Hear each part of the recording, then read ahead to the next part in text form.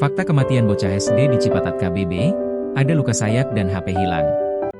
As, 12 tahun, bocah kelas 6 sekolah dasar, SD, di Cipatat, Bandung Barat ditemukan meninggal dunia di rumahnya sendiri pada Selasa, 3 Maret 2026.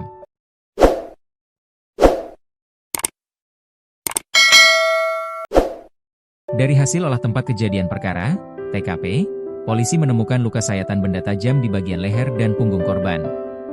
Hasil olah TKP dengan tim Inafis, ada sekitar 4 luka di leher punggung, dan darah bersimbah di sekitar TKP, kata Kapolsek Cipatat, Kompol Iwan Setiawan. Selain luka sayatan, ponsel milik korban juga raib. Hal itu diketahui dari pemeriksaan polisi dan keterangan langsung dari ibu korban inisial SS. Ada yang hilang? Ada, HP korban hilang, yang biasa digunakan korban dan itu sudah dibenarkan oleh ibu korban, ujar Iwan.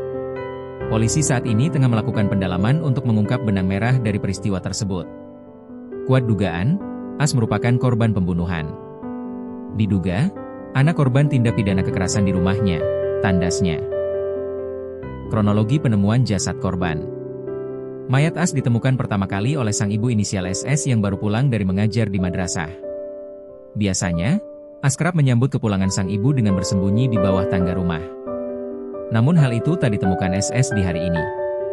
Merasa janggal, SS kemudian mencari korban ke lantai 2. Yang bersangkutan ke lantai 2, kemudian melihat kamar mandi yang biasanya di situ ada ember terbuka tapi tidak biasanya tertutup ember tersebut, kata Kapolsek Cipatat, Kompol Iwan Setiawan.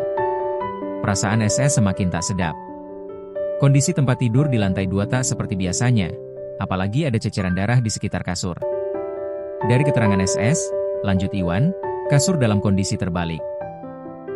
Mencari anaknya yang biasa di bawah tangga, dan melihat ke kamar bagian atas dan melihat dalam posisi terbalik kasurnya.